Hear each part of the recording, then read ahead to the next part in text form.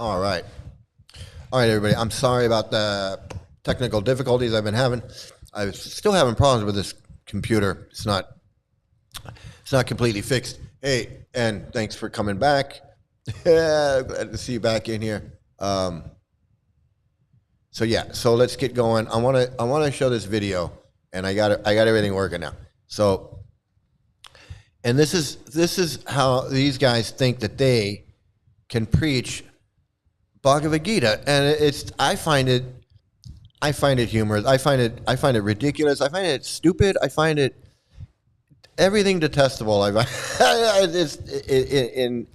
my mind, it's horrible in every way, and this is a good example of it. Here we go. Om Jnanatimirandasya Jnananjana Shalakaya Chakshurun Militam Yena. Different way, but I think that's what we'd like to continue getting back into studying the Gita. I don't need to hear all that. Collective, but the majority of you were probably here with us last month as we went through the entire Bhagavad Gita. Every day there was reading to do, and we took 1 month off, and now we're getting back into studying the Gita from a different angle, in a different way.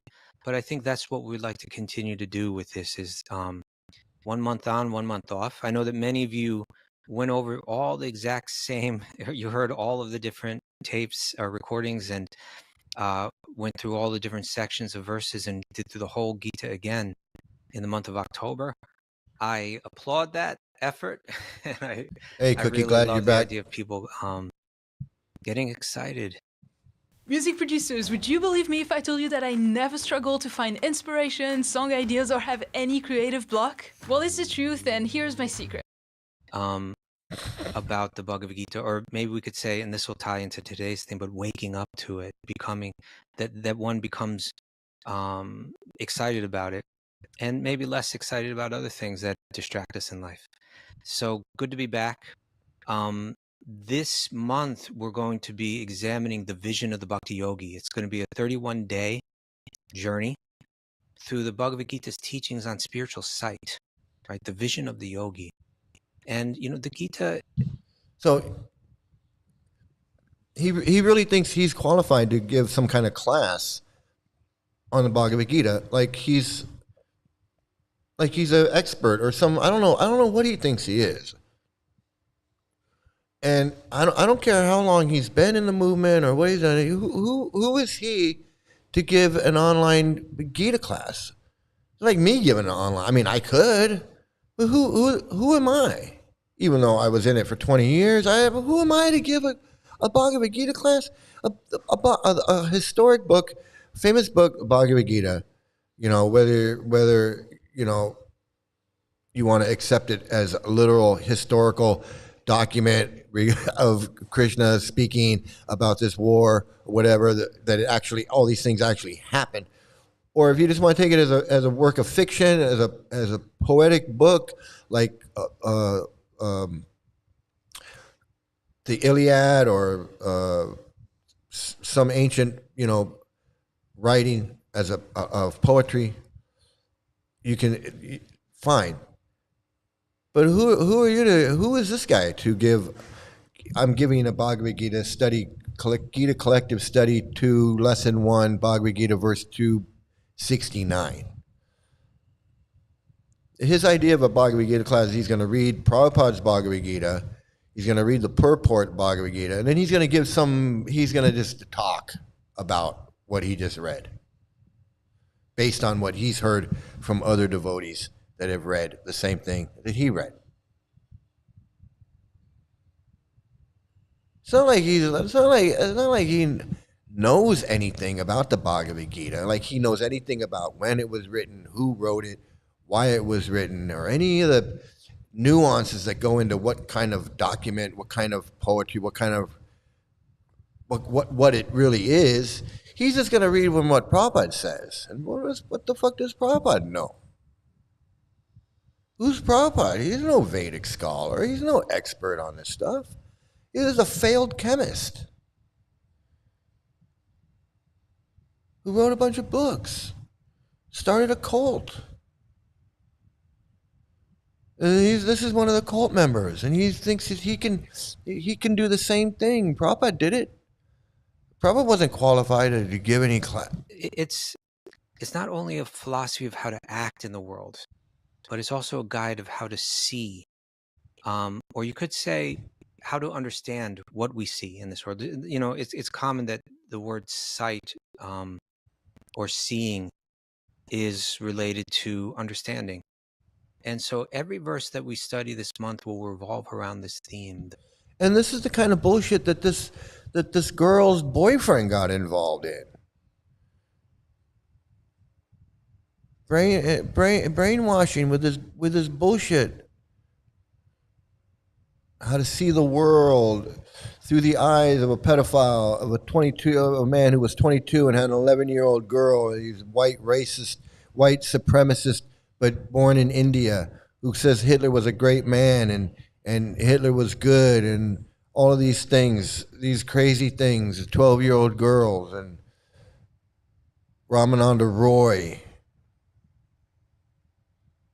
Chota Haridas, and the good rice. All these little wacky, crazed out things. The transformation of moon is closer to the earth, or the sun is closer to the earth than the moon. The demon head is eating the moon.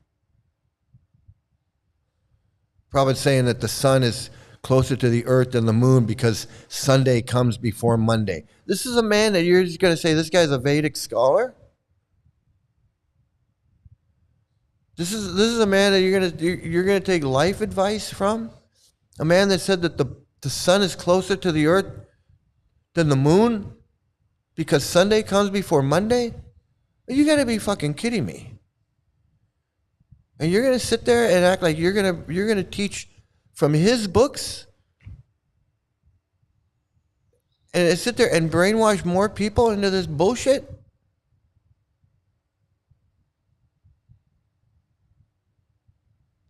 This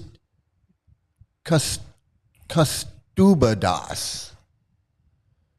Ain't no more Kastuba Das than I'm Sri Mukunda Das. If he's Kastuba Das, I'm Sri Mukunda Das.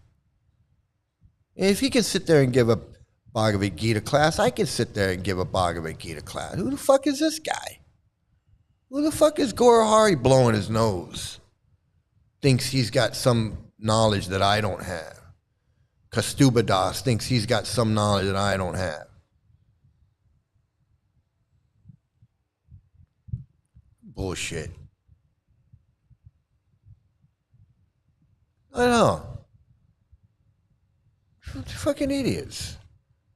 Think a demon head is eating the moon. They think that goes full moon and then crescent moon and then half moon and then demon head and then half moon. It's fucking insane. Fucking insanity. He's gonna sit there. He thinks he's gonna teach. You got something to teach somebody? A guy that thinks the sun is closer to the earth than the moon? That we didn't go to the moon? Because Sunday comes before Monday? And there's a lot of reasons why people don't think we went to the moon. People don't think we went to the moon because of the Van Allen belts, or radiation, or where did they put the fuel, or all kinds of weird conspiracy theories as to why they think we didn't go to the moon. Which, fine, if your brain takes you in that direction, that's fine. I can understand that because people join cults. People believe in conspiracy theories.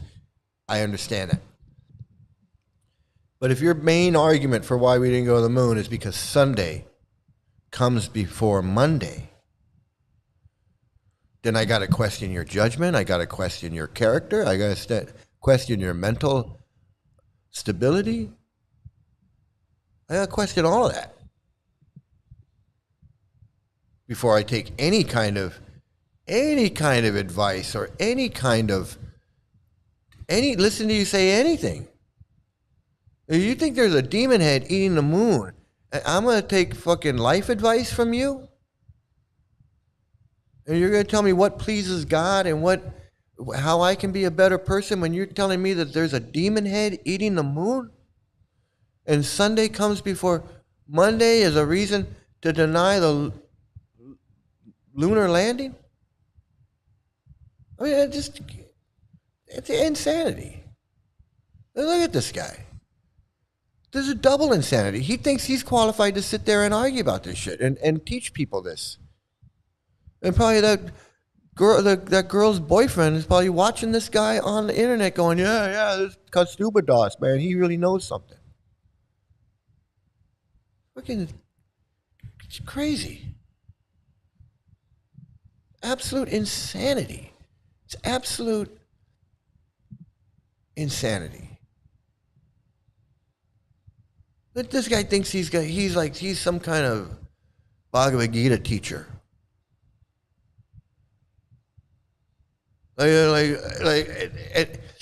It's embarrassing. This white guy thinks that he's going to teach Bhagavad Gita to Indians. The scripture of Hinduism, of India, of their cultural background, and this white guy, because he reads Prabhupada's book, thinks that he's now qualified to go online on YouTube and teach Bhagavad Gita.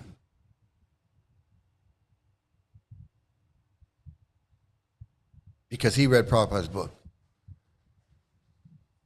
Because he reads Prabhupada's books, he's now a Bhagavad Gita teacher.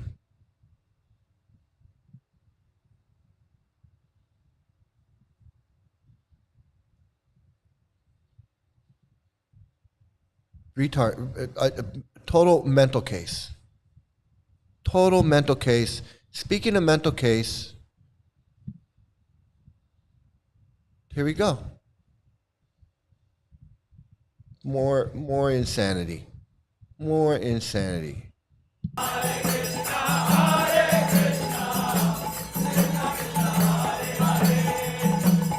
There you got Crypt Keeper Swami right there. And I don't mean to, and if that's what Hare Krishna does to you, I don't that's not what I want to look. I don't know, man. Look at this guy.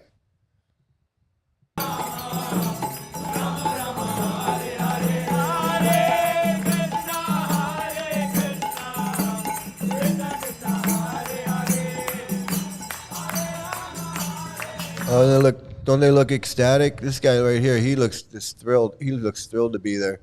And this guy looks thrilled to be there too. He just really looks like so excited.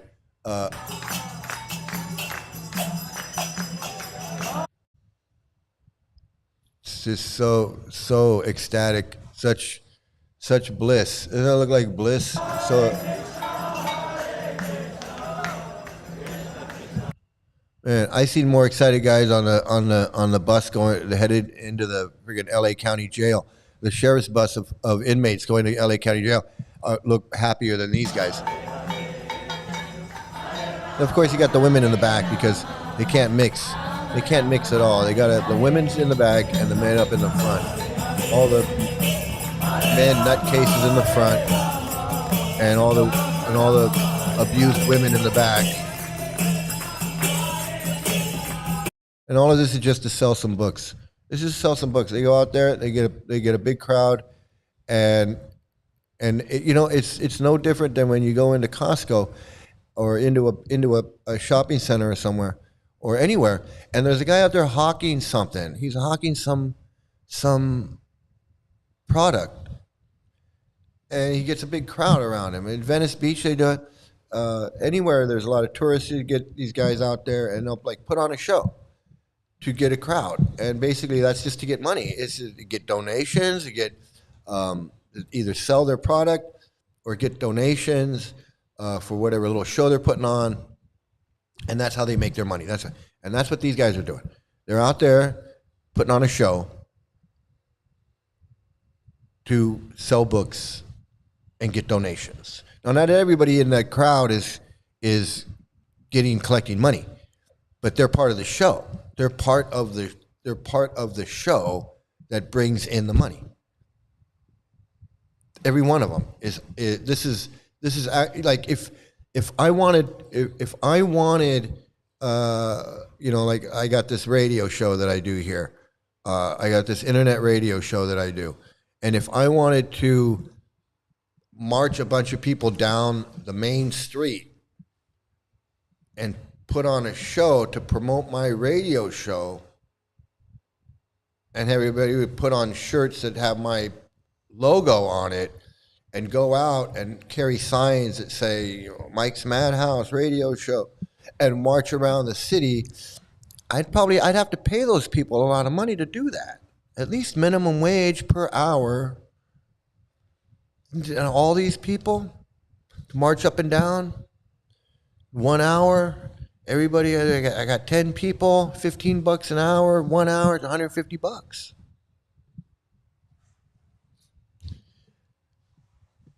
Plus whatever else the cost. So that's what these people are doing. They're out there putting on a show for free, so that the book guy could go around and sell books. And the guru's out there, I don't know what the guru's, he's just there for show.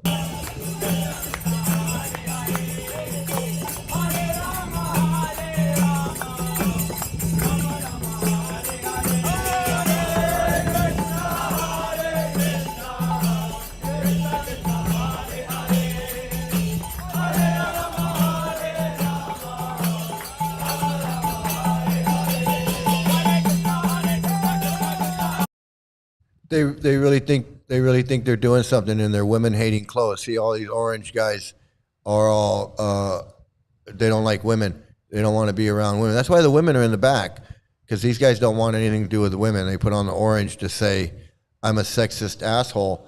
I look down on women, and I don't want to be around them." I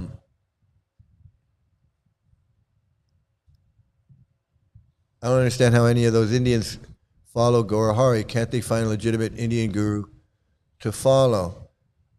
Yeah, they got sucked in. They got sucked into the Prabhupada bullshit.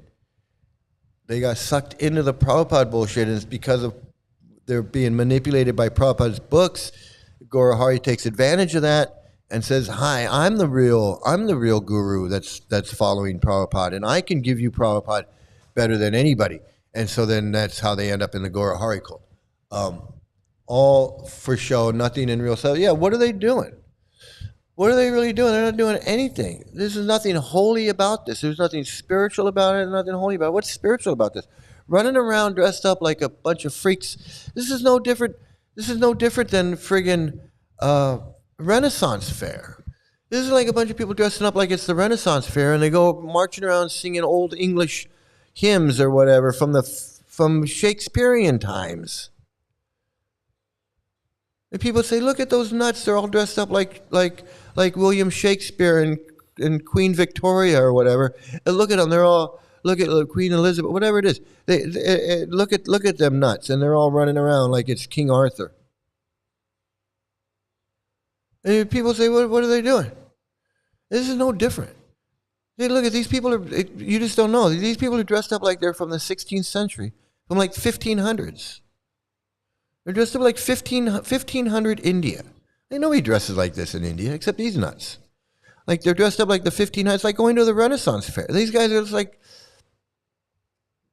it's like they're living they think the Renaissance fair is real. It's like going to the Renaissance fair and thinking it's real, and you never snap out of it. You're constantly dressed up, constantly acting like you're in friggin' Shakespeare times. That's what these nuts are doing. Also, they can sell their books and say, "Hey, I'm a monk. I'm a monk." Yeah, what makes you a monk? Well, I renounced everything, and there's a lot of homeless guys living on the streets in these cities. They don't have anything. They renounced everything. They don't have a job. They don't have a house. They live in a tent, and they have like maybe a dog, and they panhandle. And what makes them different from you? You live in an ashram. You sleep on the floor. They sleep in a tent. You sleep on the floor. You wear these robes and these things and sandals, and they wear jeans and t-shirt. They panhandle on the street and beg. You panhandle and beg on the street. What makes you any different than them? I don't see any difference between the homeless. I don't see any difference between the homeless guys and these guys. You guys don't have a job. They don't have a house. They don't have an apartment anywhere. They don't own anything. What makes them different than a homeless person?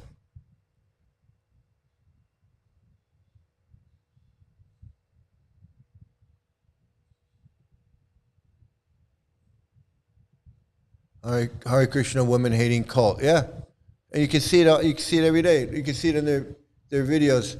Hey Tim, it's so good to see you, man. Yeah, they hate that. Yeah, well, women in the back, guys in the front having fun. Women in the back looking miserable. It's crazy. This is crazy. Hey Jenna, how you doing? Good to see you. Hey, Dahlia, good to see you here. Yeah, look at this friggin' nuts, man.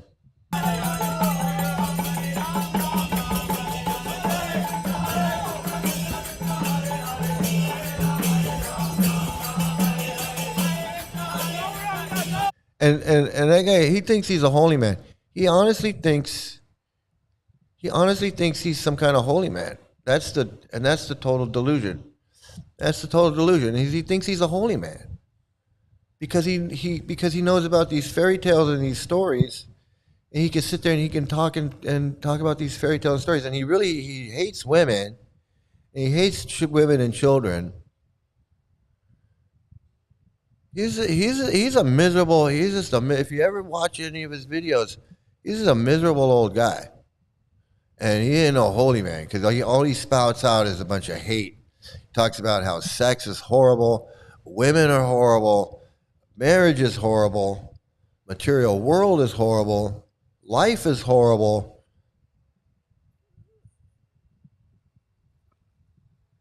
They fake happiness. Their lives are sad. They absolutely fake happiness. The only time they're really semi-happy is when they're doing this. This is probably at their happiest. And do they really look happy?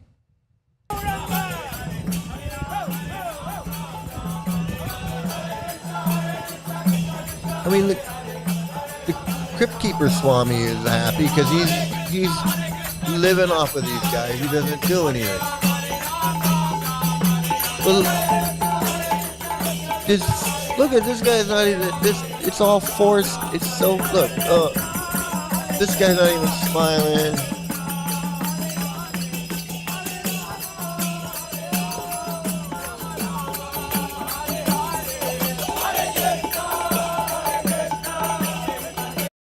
It's a bunch of bullshit. It's they don't look nearly as happy as they make it seem. You would think that if they were on Sankirtan and Lord Chaitanya was there and they're dancing and they're chanting the holy name and the holy name is all powerful and the holy name is this and that and this is the salvation of the whole world and all this stuff, that they would actually be in bliss. They don't look like they're in bliss. I mean, they don't look. I've seen drum circles that look happier than this. I've seen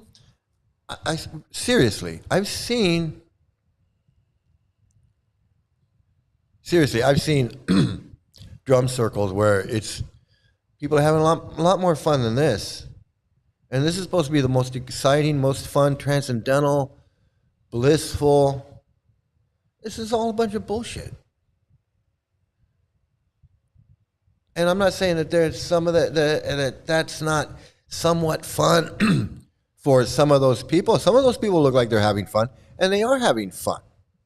Just like anybody else can have fun doing anything else. A homeless person can have fun. He's sitting in a tent and he's doing nothing. He's got nothing. He's doing nothing. But he can be having fun. He can be doing something and have fun. These guys can be having some fun, just like anybody else can have fun doing something. But is this transcendental bliss? Is this like this what like make you want to shed tears of joy and laugh and cry and all this stuff? Yes, exactly. That's what I'm saying. They definitely need hot lips there to laugh it up. This is no spiritual.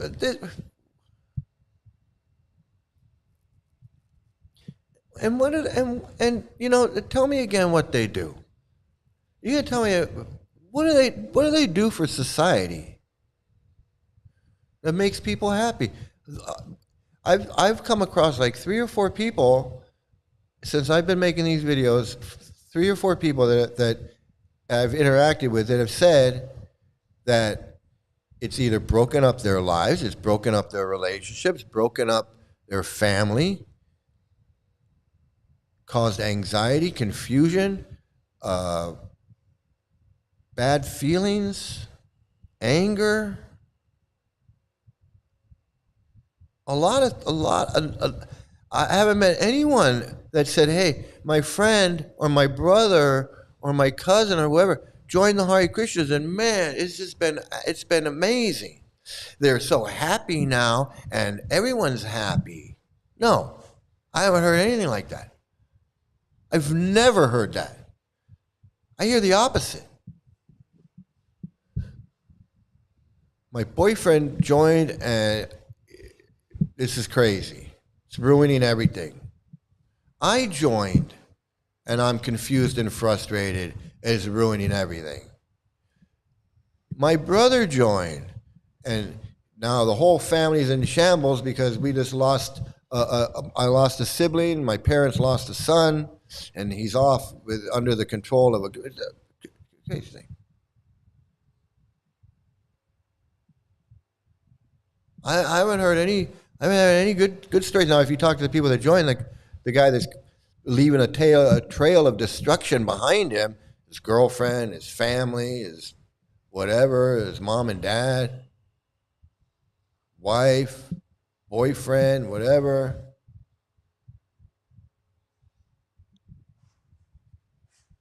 What? So they can go do this? So they can go do this?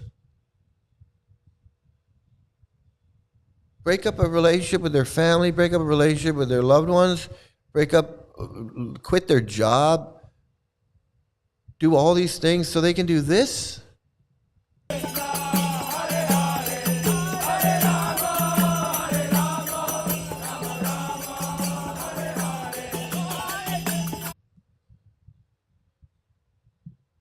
You gotta be out of your friggin' mind, man. Out of your friggin' mind. Okay, so let's check this out. Okay, this is the one. This is the one. How to beg with a book. I'm going to teach you how to beg with a book, and I have not watched this at all. I haven't seen this at all, so this is going to be the first time for me to watch this. But I know this guy. I don't know this guy. Like, he's not my friend or anything. But I seen him around the LA Temple. He's come through the LA Temple quite a few times when I was there, and I seen him walking around, giving lectures, hanging out, Roth Yatra, wherever I run into this guy. Never met him personally. 4 ironclad laws of book distribution. Oh boy, I wonder what these are. Now, book distribution, remember, that means begging with a book.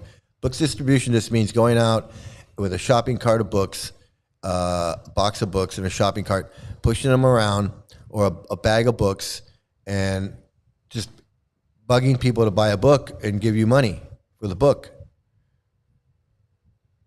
It sounds like it's book distribution. Like, hey, we're gonna hit up. We gotta distribute.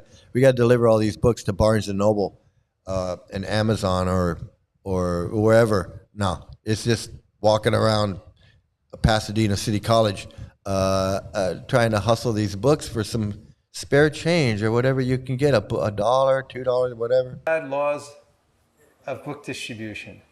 And many of you have heard them before, but we go over these because they're basic foundational aspects of book distribution. The 4 are that your sadhana must be strong. Is everyone paying attention? Because there will be a quiz. Really. Number 2, you must get books. Actually, Could we read them together, starting with number one? Number one. So this is a real class. This is a real class on how to beg with books. He has a classroom with people, and he's going to teach them how to go out on the street and bug people and get them to buy a book that they don't want. And he's doing it like it's a class, like this is a college class. And he's the professor. He's got his PowerPoint. He's got a little headphone, his little microphone, headset. 2. Three. That's the one we say 2 more times. And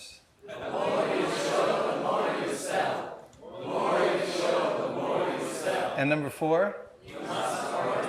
Okay. So number 1, sadhana. Sadhana has to be strict, serious, and sincere.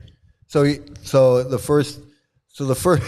first lie is somehow your chanting and your devotion to Krishna is important in hustling the public, which that makes no sense. There's no, people sell stuff all the time. If you're a good salesman, you can sell anything. It doesn't matter if it's a book. It doesn't matter if it's it doesn't matter, and that's a fact. You can people that can go out and sell stuff know there are tricks to selling, and not even really tricks. There's just a method. There's just a method to it. It's almost like telling a story. There's a beginning, a middle, and an end. So, especially when you're selling something in public like this, like a book, there's no secret. There's no really secret to it. It's pretty simple, and people that do it every day know how to do it. And it doesn't matter what it is. It doesn't matter if it's a keychain. It doesn't matter if it's a timeshare. It doesn't matter if it's a used car. It doesn't matter if it's a new car. It doesn't matter if it's a house. It doesn't matter if it's a vacuum cleaner or something in a store. Buying and selling is just it's a basic interaction that people have every day, all the time. And if you recognize what it is and what motivates people to buy and how you can get people to buy something they don't want, it's actually pretty easy. It's not as difficult as they make it out to be. Like, oh, you have to have strict, serious, and sincere sadhana. And you have to chant 16 rounds. If you're not chanting 16 rounds, you're not going to be able to sell a book. No. If you're not chanting 16 rounds, you're not going to want to go sell this stupid book.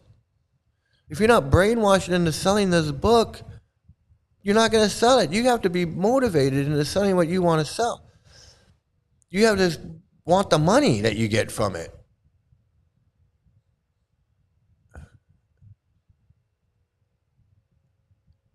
It's disgusting. It is disgusting. Guru Haridas seems to be burned out from all the sanghas he joined, and since he didn't find anything, he's now creating his own path. Yeah, he's been doing this for a while. He was talking mad crap about all the sanghas he ever joined, including Narayan Raj. Yeah, he wanted me to come on his show and talk to him and like debate him, and I said, what am I going to debate you with? The fuck am I going to go on and do? Excuse me. So let's see, what else did he say about this? Prabhupada used those 3 words over and over again about sadhana, because if we don't have the taste from reading Bhagavad Gita, from chanting, then we will not consider the effort to distribute Bhagavad Gita to be very worthwhile. Exactly. I have to be brainwashed into selling this book. Otherwise, I'm going to know what it is. I'm going to realize that I'm wasting my time. Why am I out here selling this book? And then I take all the money and I give it to you guys back at the temple? You got to brainwash me into doing that. I'm not going to do that. I go out and sell it and keep all the money. If I buy the book for 25 cents and I can go sell it for $10, I want to keep that $10, and that'll motivate me to go sell that book. Because I don't care what I'm selling. I'm just selling it to make money. But if I'm doing this as devotional service, you got to brainwash me into that. I'm not going to go out there and work my ass off selling these books for free. Or for what am I going to make? 25 cents on every book I sell? Yeah, you got to brainwash me to do this. I ain't doing that. I ain't selling your books for free. Fuck that. And you can only give what you have. If you don't have that feeling in your heart that this is the most valuable thing, then you can't pass that on to other people. And if I lose my sadhana, I'm not practicing myself, then basically what will happen is I'll start thinking that maybe I'll sell something else or do something else. Something else will look more valuable, because Shraddha, faith, really means where you place your heart. That's what the word means. Stay brainwashed. Stay brainwashed. Otherwise, you'll realize that I can go sell something else, like a hat, like a T-shirt, something I can make some real money. Because once you learn how to sell something on the street and sell things to people on the street, sell to strangers or door to door, you can sell anything. It doesn't matter. It doesn't matter if it's a book. In fact, why would I sell this book when I can sell something else? I can sell something that people actually want or need or can use, like a keychain or a wallet or anything other than this book. A baseball cap. Guys love baseball caps. If I walked around with a bunch of baseball caps that LA Dodgers on them, I'd sell every single one. Eventually, all day, I'd sell every single one. Because eventually I'm going to find someone that's like, yeah, hey, I'll take a Dodger cap. And I'd make money, and then that would motivate me to sell more. I'd go, well, shit, tomorrow I'm going to sell more. I'm going to go buy some more of these baseball caps, and I'm going to sell a bunch more. But if I'm selling these books, basically begging for this book, and nobody wants it, people telling me, no, I don't want that stupid book. I got to stay brainwashed to do that. It's already bad enough selling stuff, but selling stuff door to door is not like it's easy. There's a way to do it, but that doesn't mean you sell every one to every person. No, you got to take a lot of L's, a lot of no's, but you can still do it. But it's still not. It's not for everybody. Let's just say that it's not for everybody. So selling these stupid books, it's so much worse. It's so much harder. It's so much.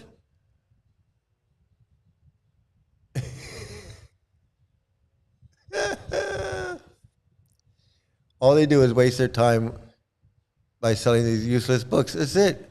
And they got to train them. They got to train them into doing it. Look, they have a whole class. They waste their time by selling these useless books. No one should join this cult. They will regret it. Yeah, it's like multi-level marketing. You think you're going in, you're getting spirit. You're going to be a spiritual person. You're going to be a spiritual movement, bhakti yoga, and all that. Yeah, it's just selling books. And you end up in a classroom with this freak teaching you how to beg. Shrad means the heart, and da means to place. So everyone's placing their heart somewhere.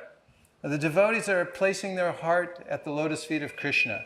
And when we go deep within our sadhana, then we have this inspiration to distribute books. Yes. So the deeper you go in your spiritual practice, the more you should want to go sell these books and beg. Because you're putting your heart at the feet of Krishna. And the more you put your heart at the feet of Krishna, the more you're going to understand that these books are the basis, and these books is everything, and go sell these books and sell these books. That's what he's just saying. To see that other people get it. Number 2 is get books. Because you can't distribute books that you don't have. Oh my God, I'm so glad he made that one of the 4 pillars, because who would have known that you have to have books to sell before you can sell books. I mean, oh my God, the guy's a genius. It makes it so much easier to sell books when you actually have the books to sell. He's, oh my God, the guy. Where'd they find this guy from? Because, gee, they must have gone through a lot of book guys before they found the guy that figured this one out. I wonder how much studying he had to do before he realized that you can't distribute books that you don't have. I'm sure glad he told me that, because I would have been out trying to sell books I didn't have. I would have been like, hey, you want to sell this book? You want to buy this book? I would say, hey, excuse me, you want to buy this book? And the person would say, what book? You don't have any books. And I'd be like, oh, well, do you want to buy it anyway? And they'd say, I don't want to buy a book you don't have. And I'd be like, well, but I'm selling books. And he'd say, well, I'm not buying a book you don't have. And I'd be like, well, damn, how come nobody's buying my book? And then I go back to the office, and the guy goes, well, you can't distribute books you don't have. And I would have said, well, shit, why didn't you tell me that before? I had no idea I had to have books. I thought I could just go out and sell books I didn't have. Are you going to tell me the Hare Krishnas are that stupid that they have to be told to go get books before you go out to sell them?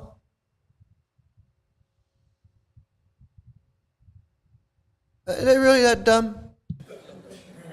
And it seems pretty obvious. Yeah, it does. Actually, it's really true. Once you have books in your house, and once you have books in your car, once you have books in your bag, like I was leaving for the airport to fly out here, and I ran out the door because, I was a little late, or the cab was a little... He's going to tell us one of his magical mystery book. I'm going to tell you exactly what happened. He was on his way. He was on his way to the airport, and he had his book bag with him. And it just so happened that in the airport, when he was trying to catch his plane, somebody actually said, hey, you're a Hare Krishna? Do you have one of those books? And he was like, yeah, I have a book right here. Late, and I jumped in the cab, and then I realized I don't have any books. I ran back in, even though I was late, and I grabbed a handful of Upanishads. And I said, okay, now I can go. And on the way to the airport, sure enough, the cab driver, because I said a few Nrsimha prayers under my breath as I was taking off down the road, and he's like, yeah, I'm kind of into this spirituality stuff, what are you into? And it turned out, he was a student of the Quran, and he was interested in universal knowledge about Krishna consciousness and things like that. So, he took an Upanishad when I left, and then so did a few other people at the ticket counters and other places. But if I hadn't had the books with me, then, well, here. Amazing story, isn't it? Isn't it amazing? Oh, man.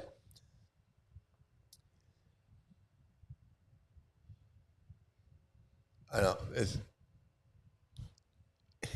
Invisible Maya book. It's,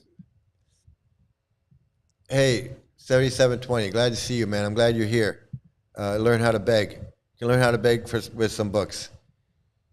I just knew he had a magical mystery story that somehow he was going to get the books, remember to take the books, and then, hey, people were going to want them. I just knew it. How did I know that? Am I psychic or something? I don't know. Here's part of the quiz. Okay, if I didn't take any books with me, how many would have I distributed on the way here? Let's see, anybody miss this one?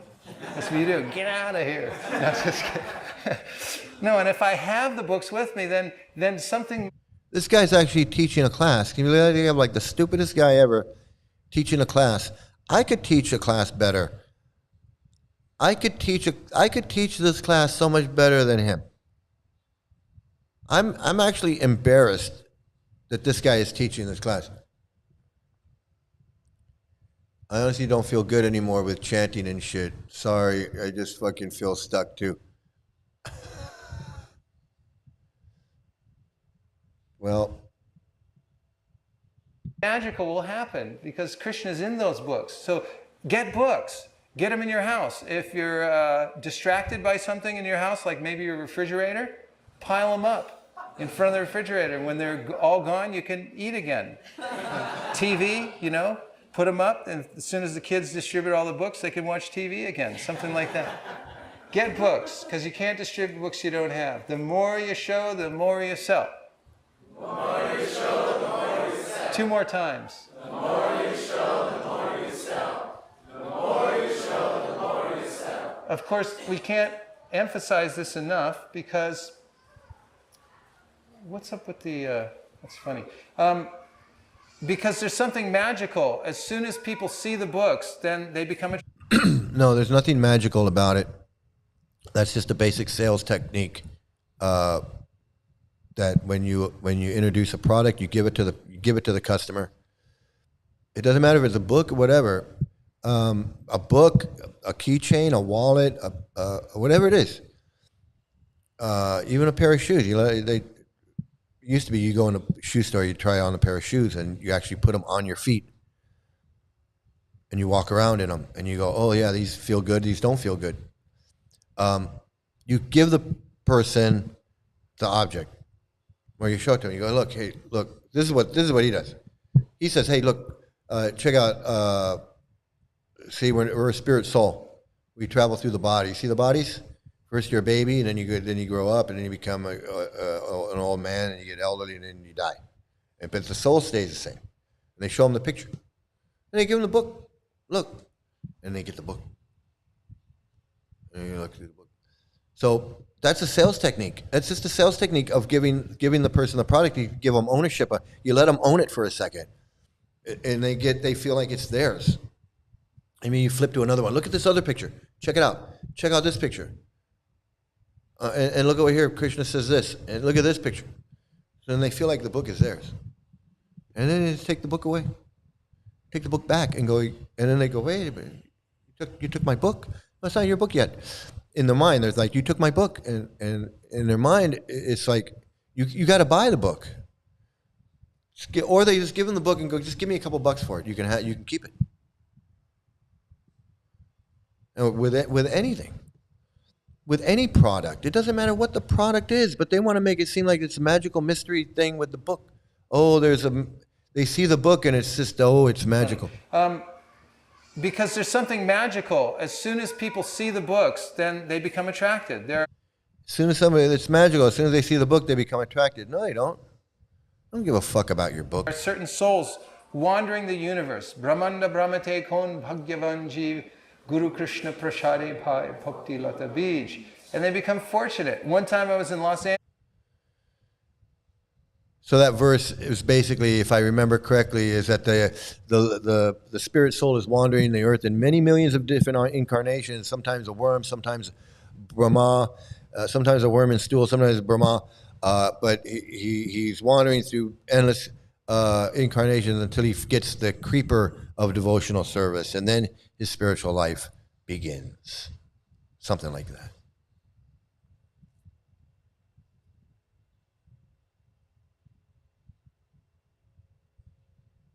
Wait, what did I miss? Book distribution class for dummies. Yeah, book distribution, it's basically just selling. He's just doing a basic selling class. I think this teacher purposely infantilizes his audience and treats them like idiots. He's got to establish he's the smart one. They have to read out loud like kids. They look at those. I agree with you. I totally agree with you. The childish pictures of his presentation. I agree with you 100%. You're right about everything, honestly. I just want to have a normal life. It's hard to unwash this stuff out. I agree with you. For me, helping and warning people and doing these videos, knowing that people out there are going to see, people may see my video and learn something about this cult and stay away from it and warn their friends. And for me, it helps me deal with the trauma that I have from this cult and the trauma I have from losing 20 years of my life to this cult and everything else that goes along with it. So that's kind of how I'm dealing with it. That's kind of how I'm getting along at this stage in my life. Everybody's different, but this is what I'm doing that's helping me. But it is hard to unwash a lot of this cult stuff. It is. And it can take years for some of this residue to finally wash away. I agree with you 100%. This guy, I've been watching some of his stuff, but to me, he seems so ultra selfish. Actually, they're all just like this guy. They're all just like this guy. I mean, most of them. All the ones that are in a position like him, that have some kind of position, temple president, temple this, book distributor, they all are just like this guy. Virgupati's just like this guy. They're all just like this guy. Angeles, getting ready for the Rath Yatra, where we distribute large quantities of reservoirs of pleasure. And I was trying to figure out how to get them out to all the devotees in a practical way, because we were going to do 3,000 or something. So that's what I'm saying. Excuse me. Rath Yatra, their big parade, which happens all over the world, in every major city in the world, their Rath Yatra festival with the chariots, that's their big book day. He just said they do 3,000 reservoirs of pleasure. He already knows how many they're going to do, plus all the other books, plus the little books they give away, the pamphlets they give away, the Bhagavad Gitas that they sell, all the little books, the big books, Krishna books. Rath Yatra is their big book day. That's their big book festival day. And every other day, every other, but that's why that thing exists, so they can sell these books, crappy ass books. And that's a lot of books to carry around. So I put them out in front of the temple right before Mangalartik, or no, right after Mangalartik, and devotees were in there chanting japa, and there was nobody outside. It was very quiet and dark still. Except there was one Indian gentleman who was sitting a ways down sitting on a planter box or something, chanting japa. And so I took my key out and I cracked open the box of Reservoir of Pleasure, and it went pop like that. And as soon as that pop sound hit the morning air, he looked over, just magically, he looked over, like, what is it? And he came over and he looks in the box and he goes, I want one of those. And I was thinking, the more you show, the more. See, now why the Hare Krishnas, these freaks, they're so concerned with the bodily conception of life when they're supposed to be on a spiritual level. Everybody's, he was an Indian man, it was a black body devotee, it was a woman devotee. Why does it matter if he's an Indian devotee or a white devotee? But he wants to make sure you understood it was an Indian devotee, because the Indian devotees are, they're Indian, so it's their culture, but we got them because we're not Indian, we're ISKCON. But, even an Indian devotee, even an Indian man, or, I don't know what it is, but. Yourself. All I did was bring him out there. I didn't say anything. I didn't do anything but open the box, and he came over. So So of course it was a magical mystery thing. He just opened the box. We just opened the box, like a person. 5:00 in the morning. It's dark. There's boxes out in front of the temple. There's a guy sitting there, and you pop open a box. Who wouldn't be interested in what's going on? I mean, oh my God, it's so amazing. If you show them, if you have them available and you make them visible, people will take them. Organization. You have to think about this. Prabhupada asked us to tax our brain. So brainstorm with other devotees. There's so many great ideas of how to distribute books, and make some plans. All right.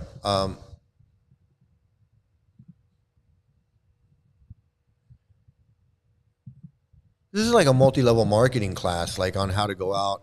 This is the same type. This is exactly the type of thing we would do when we would go out and sell shit on the street. We'd get together in the morning at the office, and we didn't have a PowerPoint. Probably have a PowerPoint now. We didn't have a PowerPoint, but we had a guy stand up there and he would tell us what we needed to do. We already knew what we needed to do, but he had to sit there and tell us because it made him feel like he was somebody. and go over all the points. Make sure you talk to everybody. Make sure you do this. Make sure you do that. Make sure you do this. And then we do practice. We do all this bullshit. And then we go out and we go out and sell stuff. Sometimes it was a cartoon book. Sometimes it was a keychain. Sometimes it was a leather bag or a fake leather bag. Sometimes whatever. It didn't matter. It absolutely did not matter what it was. It didn't matter what it was. We went out and we sold it.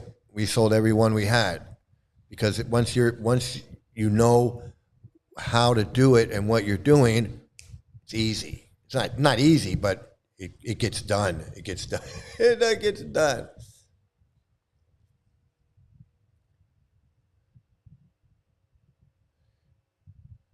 He like his talking about book distribution, covering it as a class, when actually he just wants to be worshipped just like God, but everything he talks is just a think in order to get more reputation.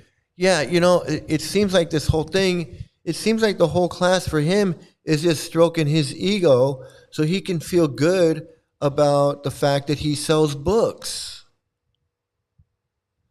He goes out and sells, it's like multi-level marketing. He goes out and sells books. He's really good at it. He's been doing it for 50 years. I think that's what it says here. He's been selling books for 50 years. Yeah. Has been distributing Srila Prabhupada's books himself for almost 50 years now. So he's like, hey, I've been doing this for long enough that I should be teaching people how to do this, which is basically right. If you're in a multi-level marketing, or you're in any kind of company, after 50 years, you should move up. You should move up. After 50 years, yeah, you should be the CEO. You should be running the place. You should be the owner. So yeah, this is just a class. I mean, what has he said about it? He said, make sure you're chanting before you go out and sell books, if that's some kind of magical thing. No, just be focused on what you're doing. That's it. Basically, be focused. Make sure you have books to sell before you go out and sell books. Well, I don't even need that. That's a step that we can skip, because I know I need something to sell before I go out and sell anything. So, Mr. Genius, I don't need that. I don't need that step. But okay. And then the more you show, the more you sell. Well, you're not telling me that either, because that's just basically like, hey, look what I got to sell you. Look what I'm selling today. You want to buy one? Doesn't that make sense? Organize. Yeah, get a team of people that can sell more. You know what? If you have 2 or 3 guys out working with you selling stuff, you're going to sell more stuff. Yeah, that makes sense. This guy's a real, I don't know. Goals, create systems and programs, build teams, and encourage the heck out of people. That's one of the most important things. Everybody needs encouragement, so encourage the heck out of people. You can't encourage people enough, right? I can't be encouraged enough. If you want to encourage me, This is the stupidest fucking thing I ever seen. telling people how to go out and beg. Telling people how to go out and beg for books, beg with books. The new generation don't need physical books. This gun is going to come up with another plan to raise money.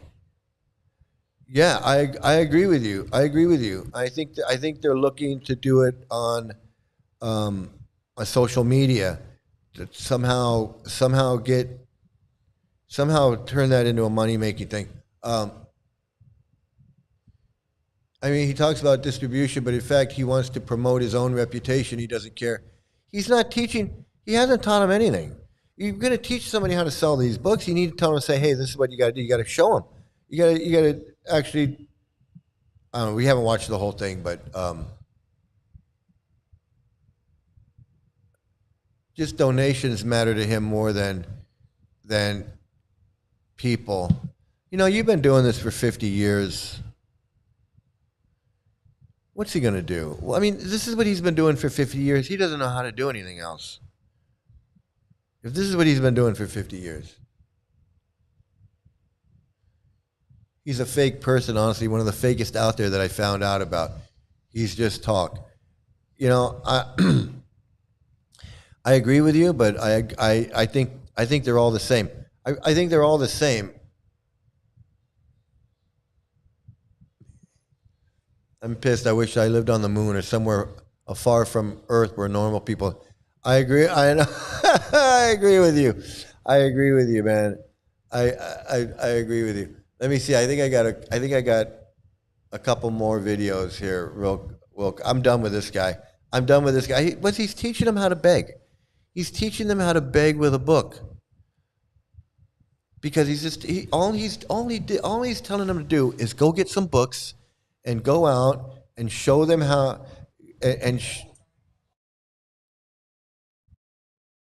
How to distribute a book. Use the right fruit principle. The principle: pick the ripe fruits, leave the unripe fruits to ripen on the tree. Can we say this one together? Here's the principle. Pick the ripe fruits, leave the unripe fruits to ripen on the tree. Now try it one more time because it's going to be on the quiz. Pick the ripe fruits, leave the unripe fruits to ripen on the tree. Very good. Okay, how much time do we have? We end at 6, is that correct? 10 minutes. Have 10 minutes, okay. So here's how it works. Now, unripe fruits, if you look on a tree, those of you who have picked ripe fruits before, unripe fruits, or gone fruit picking, let's say, the unripe fruits are sometimes hard, they're dry, they're hard to pick, right? Now, I just happened to snap this photo when we were distributing books in the park, and this guy just happened to be an unripe fruit. Can you tell from his body language? Look at him. He was some kind of born-again Christian, and he had an axe to grind, and he was really letting this devotee have it. And you can see the devotee's just sort of standing there, tolerating the whole time. But he's an unripe fruit. Now here, I'll show you ripe fruits. Soft, juicy, easy to pick. This guy...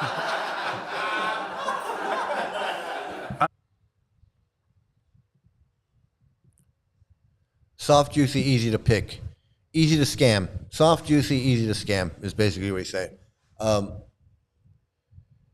So there you go. Basically, again, that's not.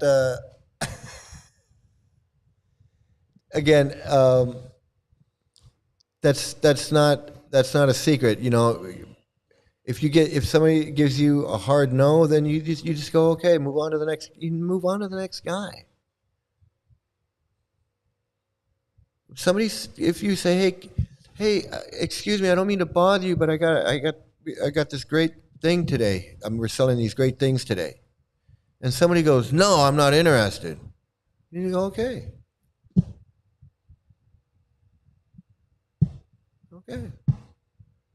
all right. If you want, you can go, are you sure? Yeah, I said no. Okay. Then you move on to the next. You move on to the next person. That's elementary. That's like step one. Step one. No big deal. If you go, hey, I don't mean to bother you, but can I talk to you for a moment? I got these great things from downtown. We're selling them today. And somebody goes, oh yeah, what is it?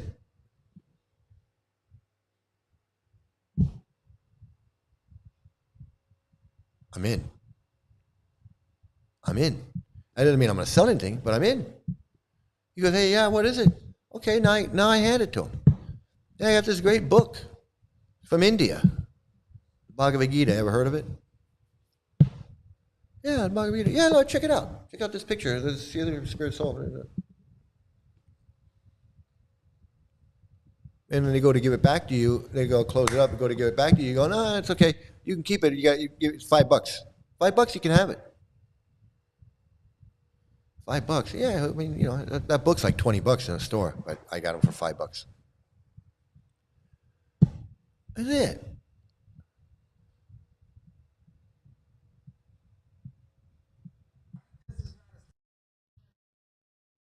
You know, this young man had walked into the Rath Yatra in New York, and he was so excited to hear about the books and to get a book. So there you go. That's what I said. So excited to go to the Rath Yatra in New York. So excited to go to the Rath Yatra in New York, and he ended up with a book. And now he left his girlfriend. his family. He doesn't want anything to do with his mom and dad, his girlfriend. He broke up with his girlfriend. He moved into the ashram, and he doesn't see any of his old friends anymore. He doesn't see his girlfriend, doesn't see his family. He just cut off all connection with him, and now he's living in the ashram. All because he went to the Rath Yatra and got a book. You see that? See that smile on his face, and he looks happy.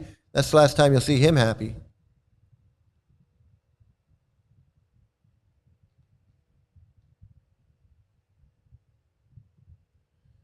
I wish they lived on the moon. I mean, the cult should just go as far away from us normal people so we don't get our lives fucked again by any stupid cult. I hate them. I know. I hate them too, man.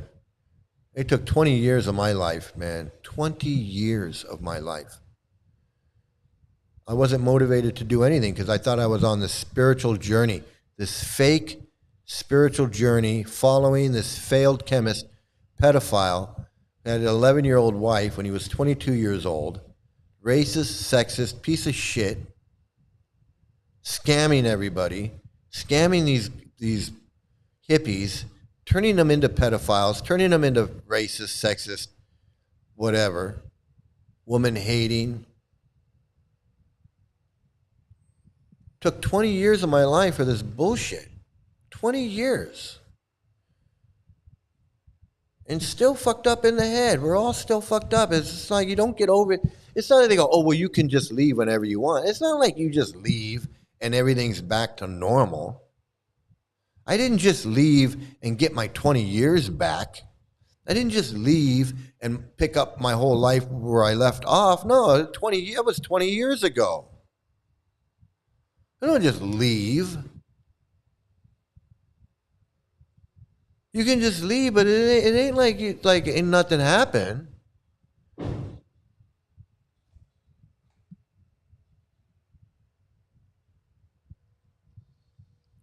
It's ridiculous how much time he's spending teaching people how to beg with these books. It's not no book distribution. It's not no. It's selling books. They're begging. Give me some money and I'll give you a book. Give me some money, I'll give you a book. This Radharani goes around LA, Hollywood Bowl, SoFi Stadium, the Forum, wherever she is, Venice Beach, selling these books. She hands people a book and she goes, just give me whatever you got. $1, $1.50, 50 cents, it doesn't matter. Just take the book, just give me something. She's just begging. I remember this devotee, I think he passed away, his name was Vishal. And he's in some videos with Prabhupada. And he's in some conversations with Prabhupada. He was the old-time Prabhupada disciple. And I met him. He was at the LA Temple for a while. I met the guy. I met him in India, too. He was in India when I was in India a couple times. Ran into the guy. Vishal. Always selling books. Always had a book bag with him. Wherever he went, he had a bag. Always out hustling these books. It's like Radharani. It's like Brigupati. It's like these guys. Selling these, begging with a book. They're not even selling a book. It's not even book sales. It's just begging.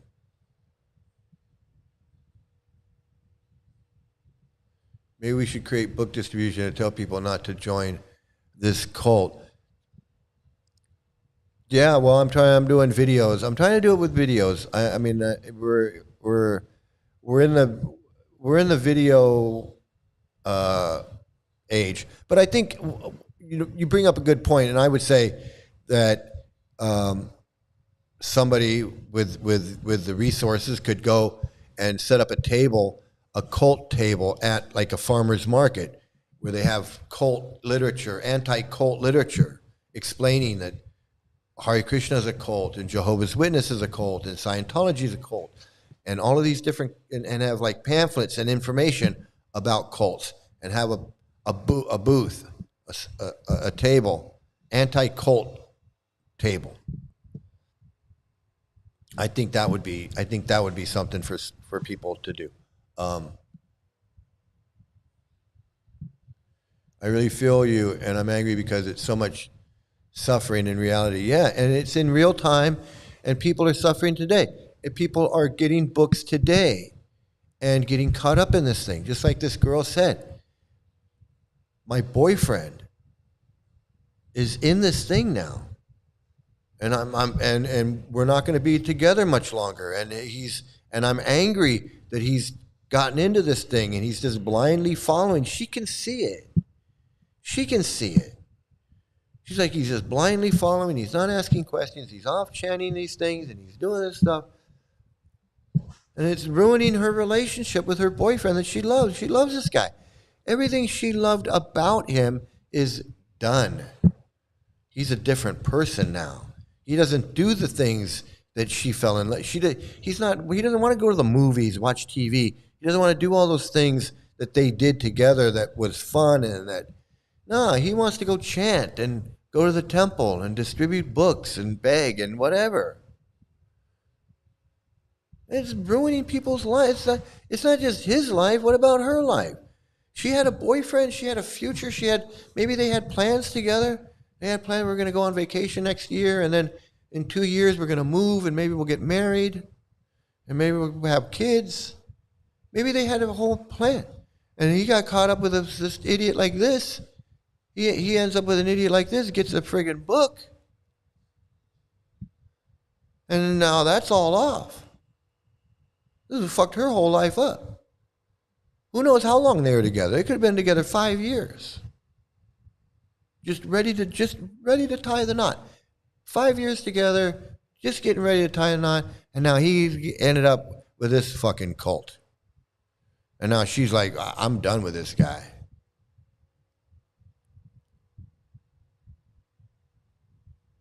So the 5 years that she spent with this guy thinking that they were in love and they had a future together, and now he just bails out to go join the Hare Krishnas, and now she's like, oh, I guess I don't have a boyfriend now. I guess he's gone, and I'm just start over.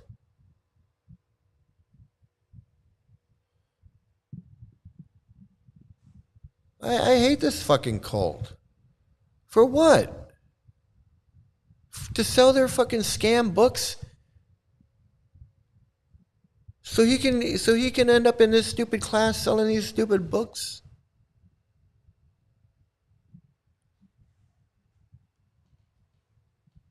Scam artists. Hey, Jeff, scam artists, man.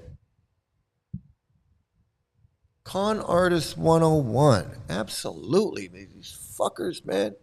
And it's not just, it's bad enough that they're scamming people out of their money. It's bad enough that they're scamming people out of their labor. It's bad enough that they're scamming people to believe in these bullshit stories and all this nonsense. That's bad enough. But they're also breaking up people's relationships, breaking up families, breaking up and turning these people into friggin' monsters. Racist, sexist, homophobic, people that never believe that shit. Start reading this stuff and thinking that it's spiritual and it's holy and it's in the scriptures to hate black people, hate women, hate whatever. This is fucking insane. It's insanity.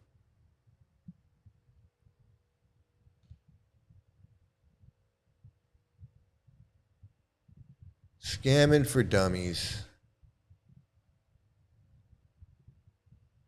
I love you, Daddy.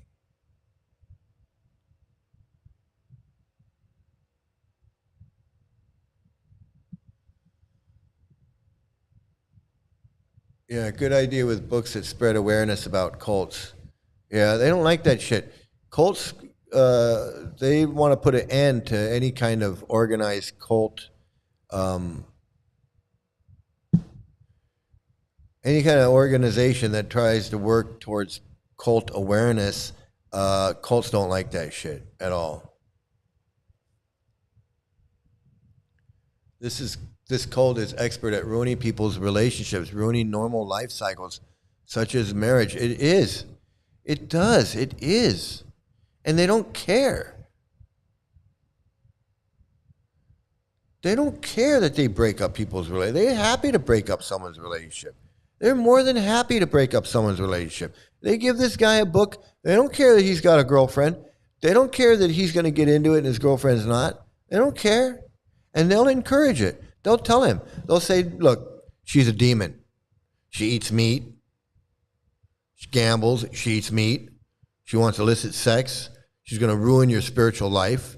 She's going to drag you down. She's going to ruin your spiritual life. Prabhupada says in the Bhagavad Gita that women, she's Maya. She's this and she's that. This is what they're teaching these guys. You don't need this girlfriend. She's not Hare Krishna. Then you need to dump her. You need to leave her. What good is she? You're on a different path now. You're taking two different paths. That's what happens in life. Sometimes you come together for a while and you disappear. It's no big deal. Don't worry about it. She's not really your family anyway. You'll find someone else and set him off on a life of being disappointed and frustrated. He's never going to find a girl. This guy right here. This guy right here is in a relationship with a girlfriend. He's got a loving girlfriend, loves him. He loves her. They're doing all kinds of stuff, going on vacation, going here, doing this, doing that, whatever they're doing. And they tell him to break up with that girlfriend because she doesn't eat meat. She's on a Hare Krishna, and you're on a different path now. And you'll find someone. He ain't never going to have that again. What is he going to have? He's going to have some Hare Krishna girlfriend where they don't have sex, where they don't do anything but just Krishna stuff. And they're miserable together because they're just not happy. Like and then they end up in divorce. That's what happens in Hare Krishna. These people don't stay married. They get married, they have sex, and then they hate each other and they get divorced. You rarely will find a happy marriage in the Hare Krishnas. And if it's a happy marriage, it's because they're ignoring each other. They don't want anything to do with each other. How can you be happily married in a cult where the cult is telling you that women are evil and they're this and they're that and they like to be raped and they have small brains and they're stupid and they can't be trusted? How are you going to have a happy marriage when that's your view of women? That's your view of women. And you're going to fall in love with a woman and marry and cherish and love and all of that stuff? With someone that you think has a small brain, is stupid and can't be trusted, and they're like a child, and all of these things?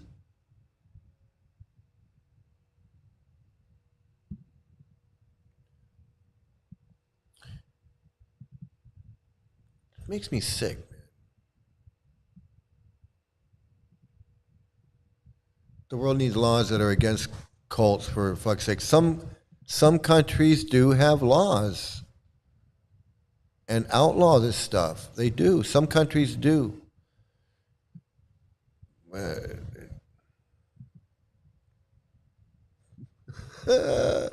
Running after that kiwi, man. Running after that kiwi. What do we got? What else do I got here? I had enough of this book distribution shit. So I want to finish up with this guy. So this guy. This is some more insanity. This is some more insanity. And then I'm gonna say goodbye. This doesn't have anything to do with books, but it has to do with insanity. Let me see if we get this going here.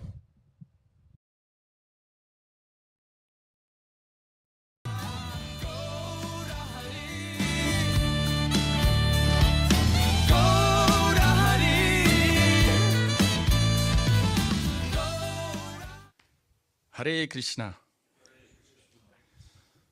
The title of the class is Wearing Pants on the Vyasasana, a blasphemous deviation or a bona fide model backed up by history and scripture. Let's find out. Or let's find out my presentation on it, which I hope is in line with the conclusion. So here's another one.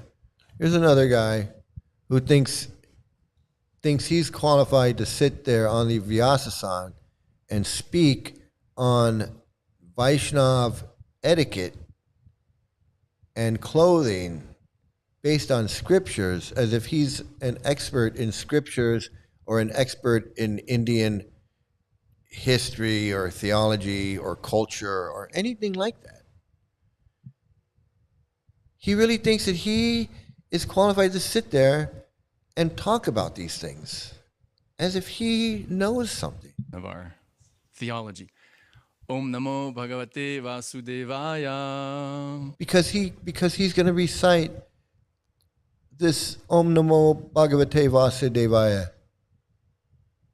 That somehow gives him, it's just such, this is what really, this really kind of just grinds my gears, man.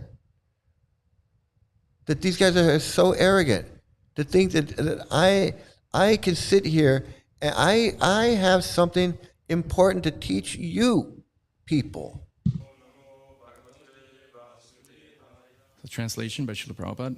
After bathing at noon, Sri Chaitanya Mahaprabhu went to the house of Tapan Mishra for lunch.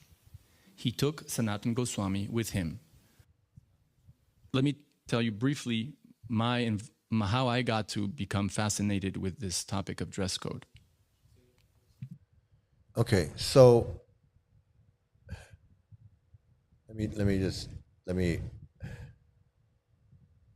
he's fascinated with the topic of the dress code, of this dress code.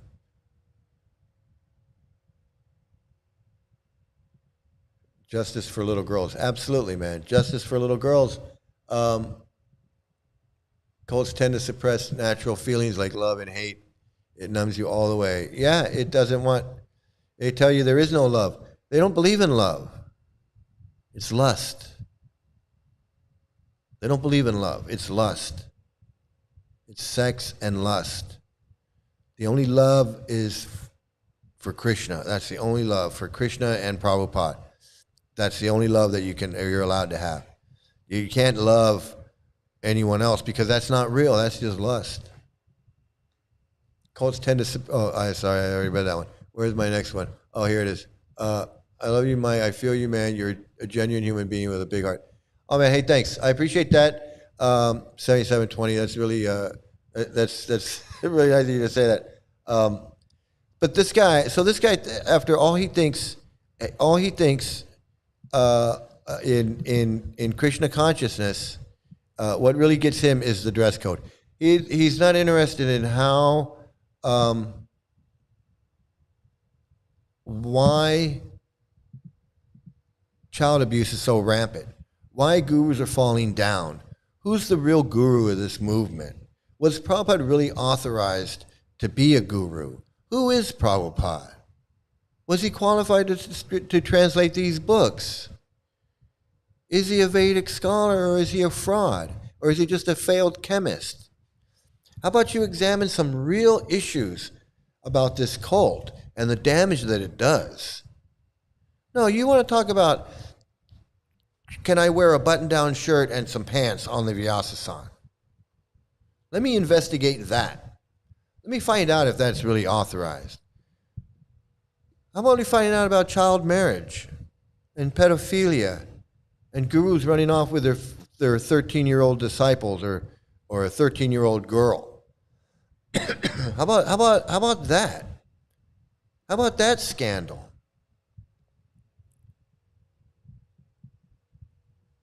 How about we find out about that and why pedophiles aren't kicked out of this movement and allowed to go to Juhu Beach and Mayapur? These things don't run through your mind when you're thinking about controversial subjects. What you think of controversy in ISKCON, and you think of, well, can I wear a pair of pants in the temple room? Can I sit on the Vyasa-san if I'm wearing a pair of pants? That's what's on this guy's mind. Fuck the children. Fuck the children and why they were molested. Fuck the gurus falling down. Let's focus on pants. Oh, we got a request for the wheel. You want to spin the wheel? Okay, let's spin the wheel. Let's spin the wheel. Let me get my wheel up here. Where is my wheel? I don't have my wheel. I'll have to find my wheel here.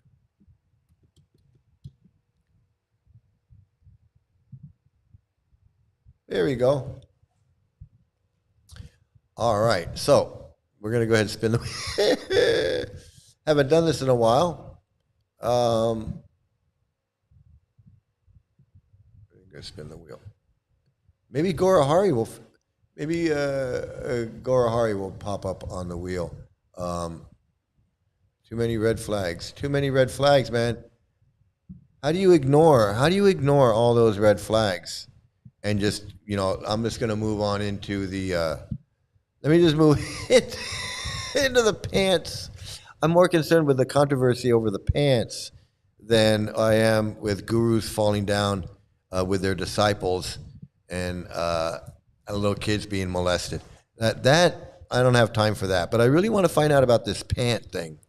I'm really I'm really interested in this pants, about whether I can wear pants or not. That's a guy got that's all right. So let's see. We got all the names on here, and we got our Jeopardy. You can wager. Remember, you can wager if you want to wager.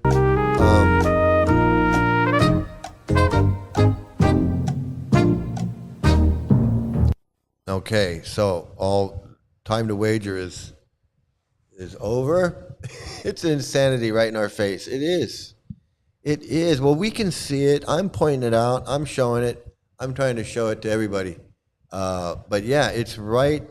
It's right there, man. It's right there. The wheel, spinning that wheel, spinning wheel. All right, everybody, here we go. We're going to give it a spin. We're going to play the Jeopardy music and see what happens. And you got. All right, fake human says red. He's going with the red.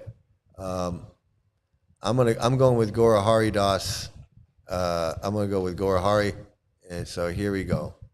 And spin.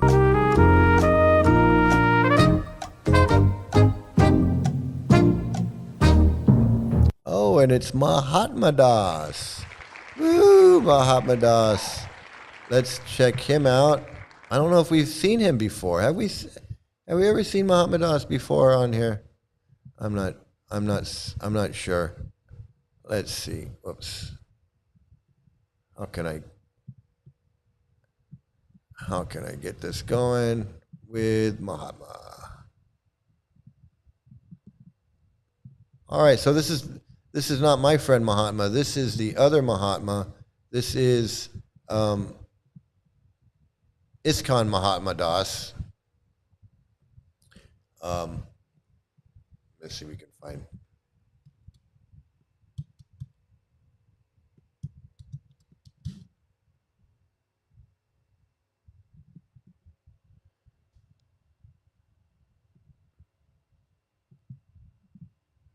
Let me find this guy. What does he got to say?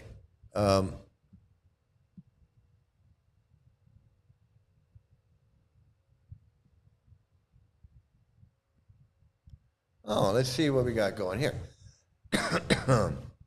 This should be interesting.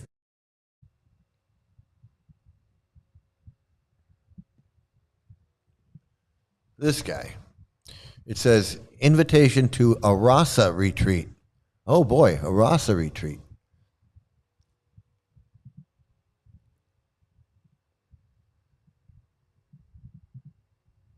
Oh, let's see what's up with the Rasa retreat. February 15th through 20th at Govardhan, we're doing a retreat. This video is to invite you to come. We're going to be diving deep into understanding Krishna's love for us in a way that we can feel it deeply. That's going to be the main topic of the workshop.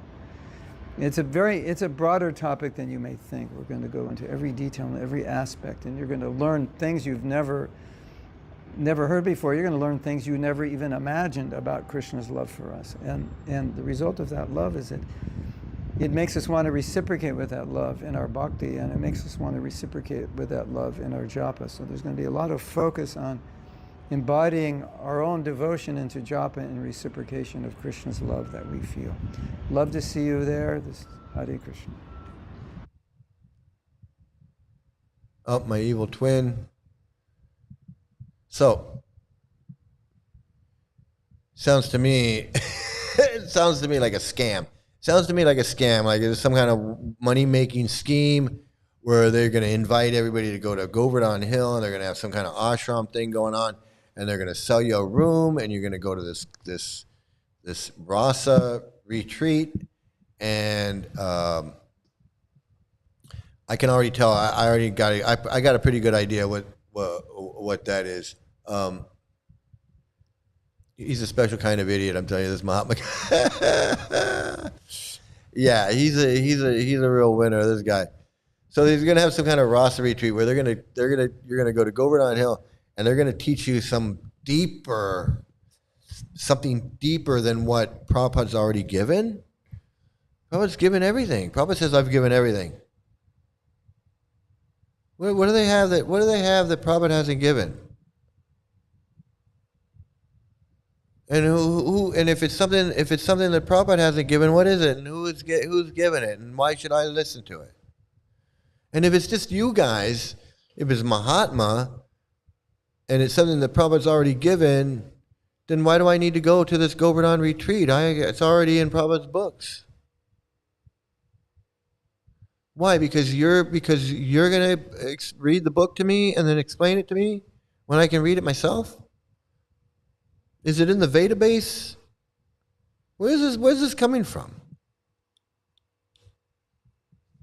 What is this deeper love Krishna has for us that Prabhupada hasn't given us in his books?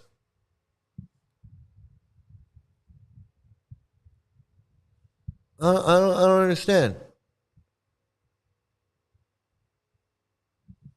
This sounds like a big scam to me. This sounds like a big friggin' scam. And if you're dumb enough to go to this scam, then you friggin' probably deserve to be scammed. But who do these guys think they are? That this guy somehow knows something about some deeper thing about Krishna's pastimes. If you believe that this guy has some deeper knowledge about Krishna's pastimes, you're a bigger fool than he is.